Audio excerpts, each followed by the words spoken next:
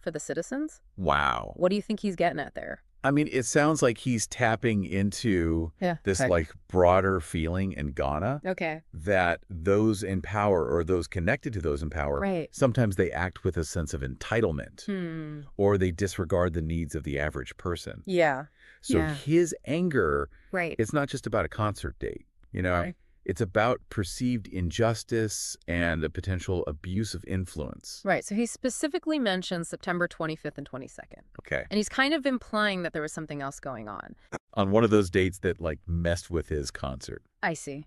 Do you have any idea what that might have been like? What? A political event or a rally or? Yeah, it's worth considering that political events in Ghana, rallies, things like that, they often draw massive crowds and require a lot of planning and logistics. Okay. So if one of those days happened to be the same day as a major political gathering, especially one that involved President Akufo-Addo or his party, it could definitely explain why Shatta's concert might have had some scheduling issues. Right, and he keeps bringing up this Freedom Wave concert. Yeah. What is that? So the Freedom Wave concert, Okay. it's probably a pretty significant event for Shatta Wale. Okay. It could be like his signature concert series or something with a lot of meaning for him and his fans. Right. So if the scheduling conflict impacted this particular concert, it makes sense that he'd be extra frustrated. Totally. And feel like he'd been treated unfairly. This whole thing makes me wonder, What's that? how often do these kinds of accusations come up in Ghana? That's a good question. Like, is this a one-off thing, or is it a sign of, like, a bigger power struggle between artists and politicians? Well, it's tough to say for sure. Yeah.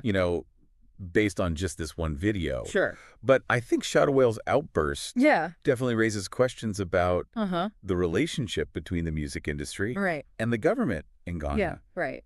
It suggests there might be some underlying tensions there. Okay. Or a perception that political figures use their influence in ways that are harmful to artists and their work. So we've gone from like a concert date dispute to this look into the dynamics of power and influence in Ghana. It's all connected. Wow. And it all goes back to that question Shatta Wale asks. Right.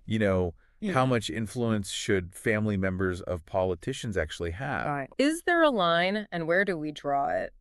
That's a really good question. It's something to think about. It is. And it's relevant not just in Ghana, but anywhere where power is concentrated among a few people. Yeah, that's a great point to end on. Yeah. Thanks for joining me on this deep dive. Of course. It's been really fascinating. Absolutely. And we'll see you on the next one. Sounds good. Okay. Bye. See ya.